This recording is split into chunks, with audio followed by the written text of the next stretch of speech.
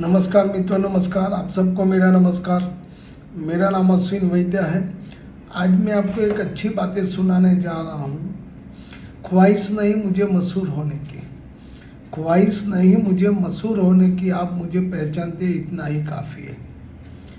अच्छे ने अच्छा और बुरे ने बुरा जाना मुझे, जिसकी जितनी ज़रूरत थी उसने उतना ही पहचाना मुझे।